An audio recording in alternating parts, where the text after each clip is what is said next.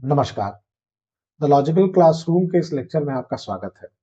हमारा नाम है आशुतोष और आज हम बात करेंगे कॉन्स्टिट्यूशनलिज्म यानी संविधानवाद की।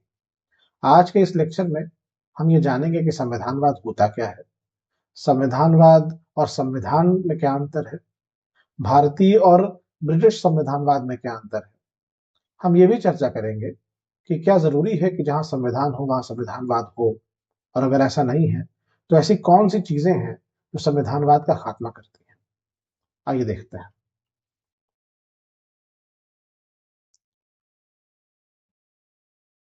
पहले जानते हैं संविधानवाद क्या होता है।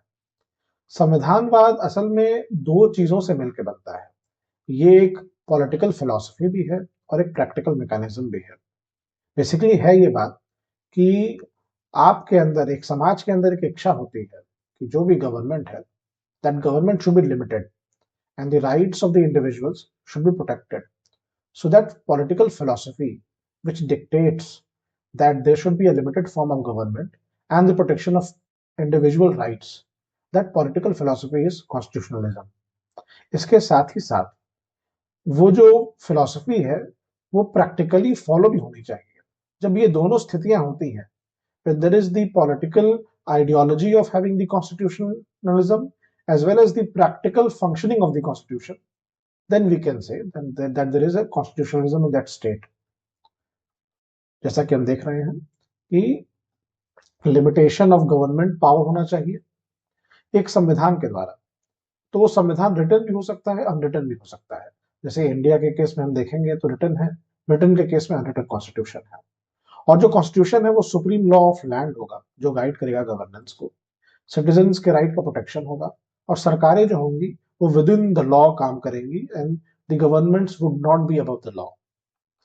कुछ की फीचर्स हैं कॉन्स्टिट्यूशनलिज्म के। क्या है? पहला है the supremacy of the constitution. Constitutionalism के आइडियाज में ये मान के चला जाता है कि जो भी संविधान बनेगा उसकी सुपीरियरिटी रहेगी and the governments have to function within the constitution. दूसरा है लिमिटेड गवर्नमेंट, अर्थात जो संविधान होगा वही सरकारों को उनका पावर देगा और उनकी अथॉरिटी देगा, और जो सरकारें हैं वो गिवन अथॉरिटी के अंडर ही काम करेंगी। Separation of power. किसी भी स्टेट के तीन इंपॉर्टेंट अंग होते हैं, लेजिस्लेचर, एग्जीक्यूटिव और जुडिशरी। एक मुख्य धारणा हमेशा से रही है किसी भी अच्छे समाज में कि ये तीनों अंग जो हैं वो किसी एक व्यक्ति या किसी एक व्यक्तियों के समूह के पास नहीं होने चाहिए, क्योंकि whenever there is a consolidation of any of these organs within one person और within a community of people, then there is tyranny और एनार्की आ जाती है। ऐसे इसलिए सेपरेशन ऑफ पावर भी जरूरी है। फिर है प्रोटेक्शन ऑफ फंडामेंटल राइट्स। कुछ राइट्स ऐसे हैं जो फंडामेंटल होते हैं, मौलिक होते हैं, वो आपके होने की वजह से होते ही होते हैं, तो उनके प्रोटेक्शन की भी जरूरत है, तभी संविधानवाद है। Rule of law. Rule of law वैसे तो एक ऐसा टॉपिक है जिसके लिए अपने आप एक लेक्चर की जरूरत है, एवी डाइसी का ये सिद्धांत है।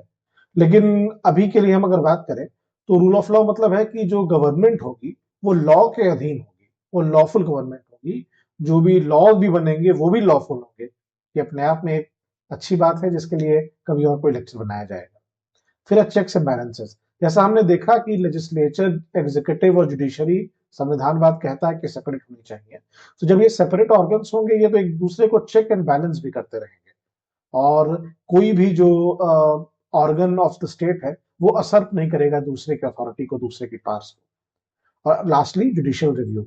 जो कोर्ट्स हैं, जो जुडिशरी है, उनका काम है कि वो देखना कि जो एग्जीक्यूटिव और लेजिस्लेचर है, कार्यपालिका और विधायिका, ऐसा कानून ना बनाए और ऐसा कार्यपालन ना करें कानून का जिससे इंडिविजुअल राइट्स को हैम्परिंग हो। तो जुडिशरी ये इंश्योर करेगी कि इंडिविजुअल राइट्स जो हैं उनके ऊपर कोई इंक्रोचमेंट ना आए। ये सारे फीचर्स अगर हैं, अगर उस कॉन्स्टिट्यूशन में है, वो कॉन्स्टिट्यूशन जो है वो वर्किंग है इन फीचर्स के साथ, और साथ ही साथ समाज में ये सोच है कि इन फीचर्स के साथ वाला एक कॉन्स्टिट्यूशन ही वर्क करे, तब हम उसको कॉन्स्टिट्यूशनलिज्म का होना कहते हैं। अब देखते हैं कॉन्स्टिट्यूशन और कॉन्स्टिट्यूशनलिज्म में क्या अंतर है। तो कॉन्स्टिट्यूशन बेसिकली क्या है? एक डॉक्यूमेंट है, एक लॉ है जो बताता है, एक कोड है जो ये बताता है कि कैसे गवर्नमेंट बनेगी, कैसे गवर्नमेंट काम करेगी।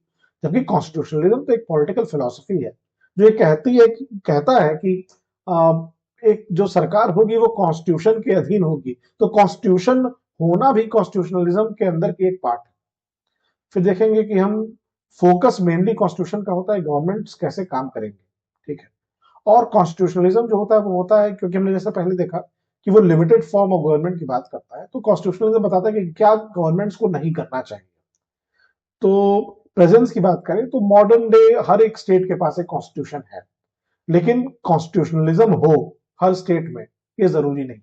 इसकी बात हम आगे भी करेंगे। चलिए आगे बढ़ते हैं। कौन पहले आया, संविधान या संविधानवाद? तो संविधानवाद की जो आइडियोलॉजी है, उस आइडियोलॉजी का ही एक प्रमुख बिंदु है कि एक संविधान होगा जो गवर्न करेगा, और वो संविधान के जो फीचर्स हैं वो हमने पहले पढ़ लिए कि ऐसा संविधान होना चाहिए। तो इससे ये पता चलता है कि संविधान होना संविधानवाद के लिए जरूरी नहीं है, संविधानवाद है, इसकी वजह से संविधान आया है। तो constitutionalism came first and then came the constitution. अब बात करते हैं इंडियन कॉन्स्टिट्यूशनलिज्म की। तो भारतीय संविधानवाद कैसा है? हमारे यहाँ जो कॉन्स्टिट्यूशन है वो रिटन है, रिजिड हम कह सकते हैं कॉन्स्टिट्यूशनलिज्म के टर्म्स में, कॉम्प्रिहेंसिव है, बहुत ही विस्तृत संविधानवाद है हमारा, और एकदम हर एक, और कॉन्स्टिट्यूशन बहुत विस्तृत है हमारा, हर एक चीज लगभग कोशिश की गई है कि वो उसमें हो। एक डेमोक्रेटिक फेडरल पार्लियामेंट्री सिस्टम है हमारा। Judicial review, extensive powers judicial review, मतलब हमारे यहाँ कोर्ट्स के पास तो एक्सट्रीम पावर्स हैं, और वो कोई भी अनकॉन्स्टिट्यूशनल लॉ होता है उसको वो चेक कर देती है। फिर the fundamental rights and directive principles, so they are also present and they guide the governance. वो पार्ट 3 और पार्ट 4 ऑफ कॉन्स्टिट्यूशन जो है वो गाइड करता है। फेडरल स्ट्रक्चर है, यूनिटरी बायस है, क्योंकि जैसे हम देखते हैं इमरजेंसी के समय में या कई और सिचुएशंस आते हैं जहां पर सेंटर ज्यादा पावरफुल हो जाता है, but still there is a federal structure. Main है article 13 and article 32। Now these articles are the backbone for judicial review.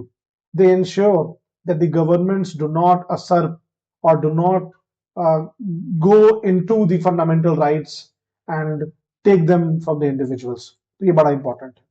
हमारा एक फ्लेक्सिबल कॉन्स्टिट्यूशन है जिसमें अमेंडमेंट भी अलाउड है, समय के साथ परिवर्तन भी जरूरी है। ब्रिटिश कॉन्स्टिट्यूशनलिज्म की बात करें तो वहां पर एक फ्लेक्सिबल कॉन्स्टिट्यूशनलिज्म है, एक इवोल्यूशनरी कॉन्स्टिट्यूशनलिज्म है, वो संविधानवाद इवॉल्व हो रहा है। क्यों? क्योंकि वहां पर कोई रिटन कॉन्स्टिट्यूशन तो है नहीं, अनरिटन है। तो वहां का जो संविधान है वो स्टैट्यूट्स, जुडिशियल प्रेसिडेंट्स, कन्वेंशंस पर बेस्ड है। लेकिन एक बात देखिए, वहां पर पार्लियामेंट्री सोवरेनिटी है, अर्थात वहां वहां की जो पार्लियामेंट है वो सुप्रीम है, वो जो चाहे वो करा सकती है। तो रूल ऑफ लॉ है तो, पर कोडिफाइड नहीं है। और क्या होता है, वहां का संविधानवाद जो है वो बदलता रहता है, अडेप्टेशन के द्वारा बदलता रहता है।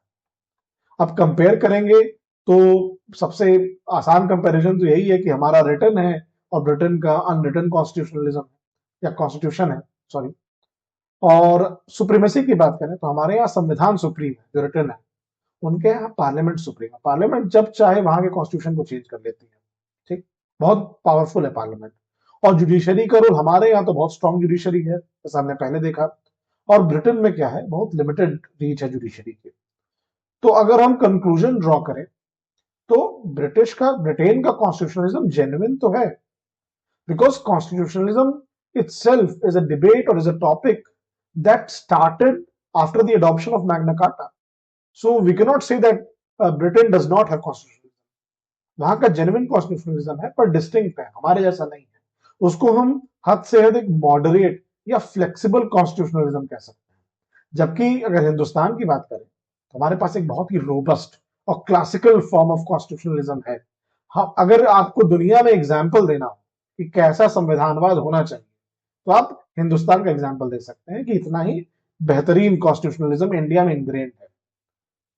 इसकी एक वजह भी है, जब हमारी संविधान सभा बन रही थी, जब बनी और संविधान के ऊपर जब चर्चा हो रही थी, तो उसमें जितने लोग मौजूद थे वो उनमें से ज्यादातर जो थे वो भारत की आजादी की लड़ाई से जुड़े हुए थे, और उन्होंने बड़े ध्यान से देखा था कि किस तरह से भारतीयों के राइट्स को, उनकी लिबर्टीज को जो ब्रिटिश गवर्नमेंट थी वो कंट्रोल करती थी। तो उनका ये मानना था कि इंडिविजुअल राइट्स की सुप्रीमेसी होनी चाहिए और गवर्नमेंट लिमिटेड होनी चाहिए।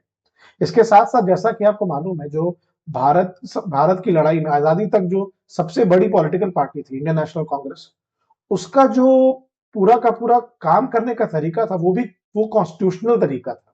वो बेसिकली पिटिशंस पे बिलीव करते थे, वो पिटिशंस लिखते थे। अगर ब्रिटेन कोई इंडिया के लिए कॉन्स्टिट्यूशन बना रहा है तो वो उसके ओपोजिशन में एक अपना कॉन्स्टिट्यूशन बनाते थे। नेहरू रिपोर्ट आई थी। तो हमारे यहाँ जो फ्रीडम स्ट्रगल रहा है उसके अंदर ही कॉन्स्टिट्यूशनलिज्म के प्रिंसिपल्स इम्बाइब रहे हैं। इस वजह से जो हमारा कॉन्स्टिट्यूशनलिज्म जो डेवलप हुआ after the adoption of the Indian constitution, वो इतना रोबस्ट है, इतना क्लासिकल है कि वो वर्ल्ड में एक नजीर है उसकी। अब क्या कॉन्स्टिट्यूशन हो सकते हैं बिना कॉन्स्टिट्यूशनलिज्म के? बेशक हो सकते हैं। जरूरी नहीं है कि जो कॉन्स्टिट्यूशन हो उसके अंदर इतना ज्यादा लिमिटेड फॉर्म ऑफ गवर्नमेंट हो और संविधानवाद के सारे सिद्धांत उसके अंदर आ जाए, जहां वीक इन्फोर्समेंट होगा, आर्बिट्री पावर होगा, राइट्स का वायोलेशन होगा। अब हम ये कतई नहीं कह सकते हैं कि कॉन्स्टिट्यूशनलिज्म है। एग्जाम्पल बहुत सारे हैं, नॉर्थ कोरिया है, जिम्बाब्वे है, वेनेजुएला है। इसके अलावा हमारे पड़ोस में आप पाकिस्तान को अगर देखें तो आज तक पाकिस्तान में 3 बार संविधान बदले जा चुके हैं और हर बार कोई ना कोई डिक्टेटर आ जाता है। अयूब खान हुए हैं, जियाउल हक हुए हैं, याया खां हुए हैं, परवेज मुशर्रफ हुए हैं। तो ये सब डिक्टेटर्स हुए हैं पाकिस्तान में। तो वहां का संविधानवाद जो है वो है ही नहीं, गौण है वो। संविधान तो है वहां पर लेकिन संविधानवाद नहीं है। तो और देखिए, दोनों जो नेशंस हैं दोनों का इंडिपेंडेंस एक समय का है लेकिन ट्रेजेक्टरी वो अलग अलग है। क्यों? क्योंकि जैसा हमने मेरे पहले बताया कि भारतीय संविधान जब बन रहा था तो बनाने वाले ही संविधानवाद में बहुत विश्वास रखते थे, जबकि उनके साथ ऐसा नहीं है पाकिस्तान के साथ। तो की रीजंस क्या है फेलियर टू प्रोड्यूस कॉन्स्टिट्यूशनलिज्म?